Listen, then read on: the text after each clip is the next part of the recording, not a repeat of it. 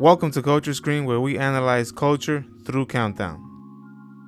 The Prince is written by Nicollo Machiavelli. In this book, Machiavelli instructs us on how to gain, keep, and wield power. While Machiavelli was exiled from Florence, Italy, he wrote The Prince in 1513. He was exiled when his Republican government, Piero Soderini, was ousted by the newer Medici government. Machiavelli wrote The Prince as a way of convincing the Medici family to accept him into their government, but this never happened. The book would circulate as a manuscript and would later be published after he died in 1532. Throughout the book, Machiavelli provides historical examples for his arguments. He provides us his philosophy and his historical reading of previous political powers. His analysis is still extremely useful today in our business and personal lives. In this episode, I will provide a list of quotes that best summarize Machiavelli's The Prince in his own words. The following quotations are my own highlights from the book titled The Essential Writings of Machiavelli,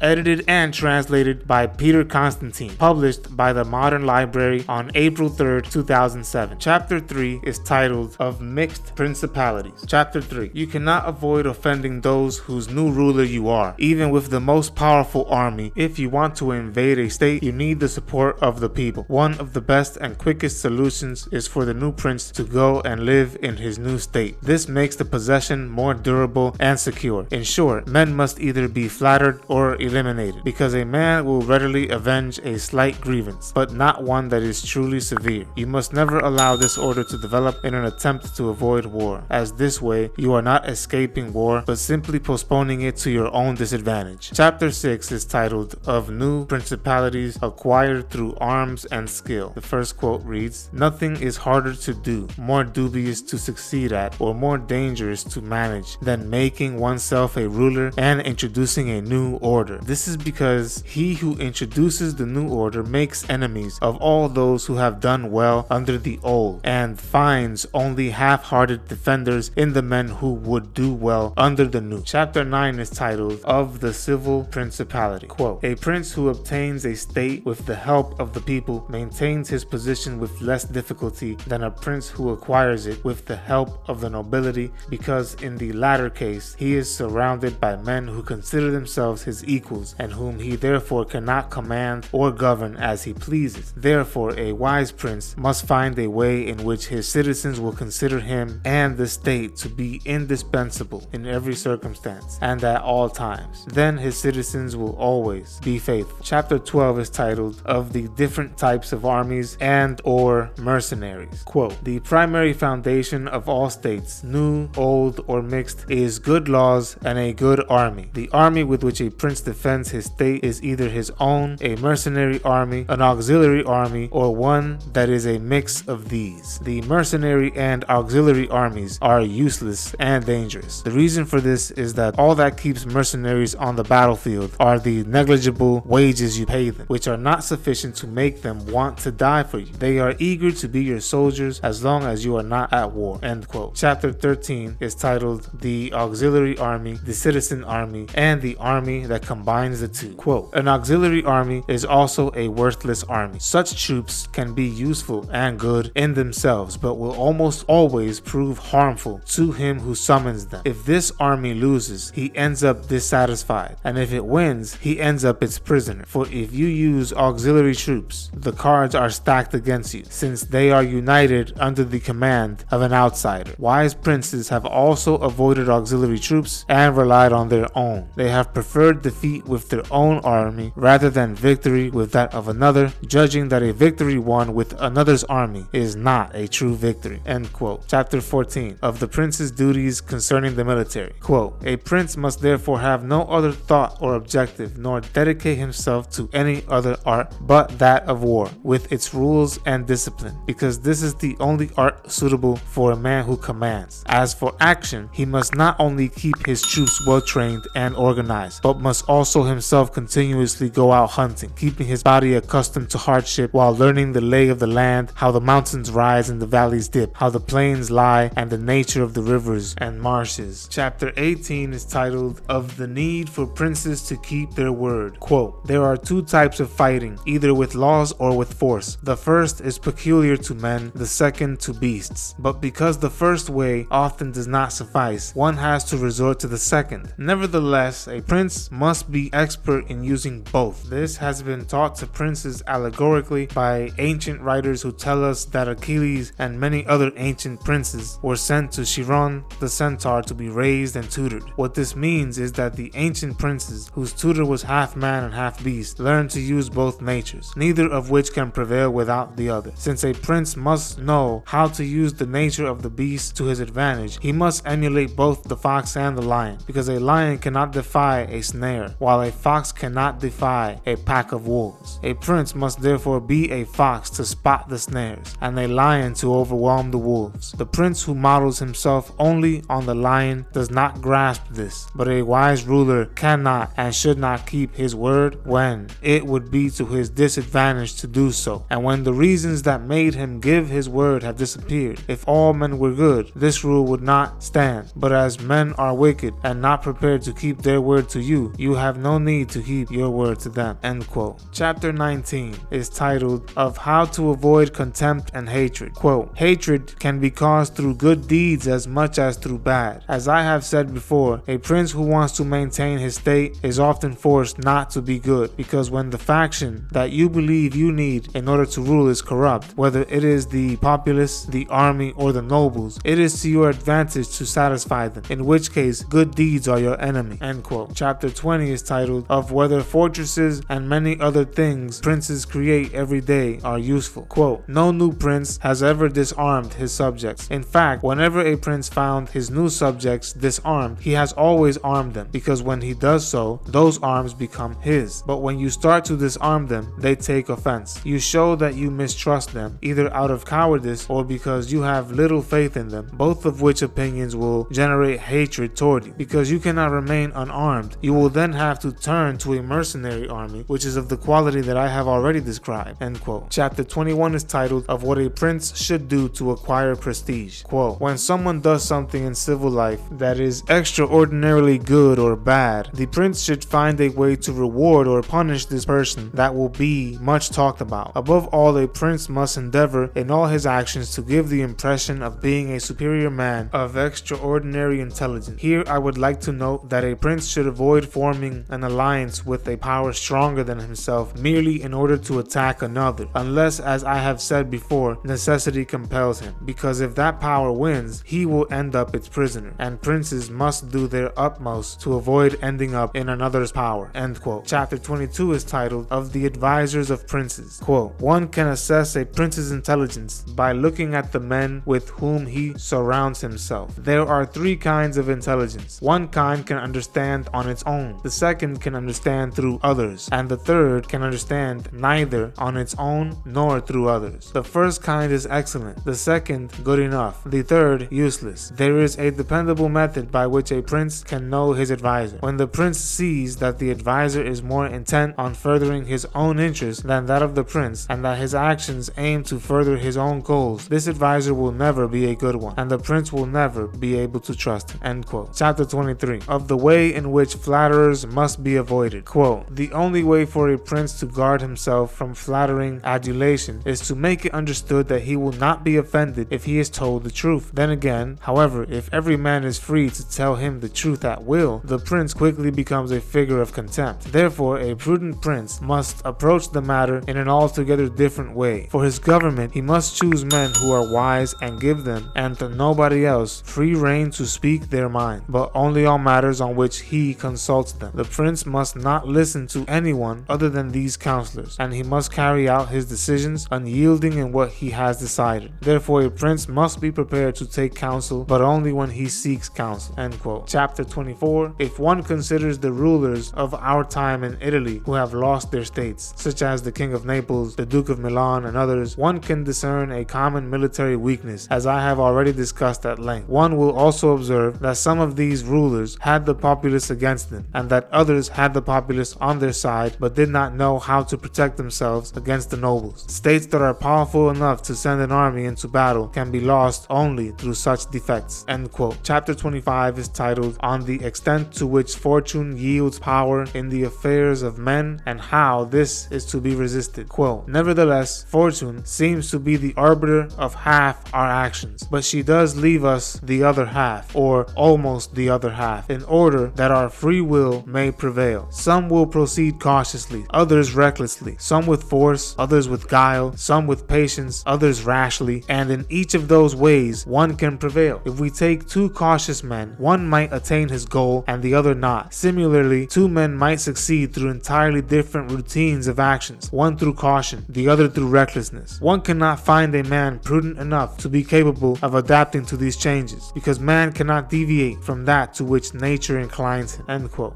Chapter 26, an exhortation to free Italy from the barbarian. As the conclusion of The Prince, Machiavelli writes in chapter 26, quote, "Prowess shall take up arms against brutality, and the battle will be swift, for ancient Roman bravery is not yet dead in Italian hearts." And that is it for my summary in Machiavelli's own words through my highlights from reading the book, The Essential Writings of Machiavelli. Again, it was edited and translated by Peter Constantine. That's the source that I'm using for all of the quotes in this episode. Again, the book was published by the Modern Library on April 3rd, 2007, and I've included a snapshot, a picture of what the book looks like if you're looking for it on Amazon or at Barnes & Nobles or wherever it is that you buy books.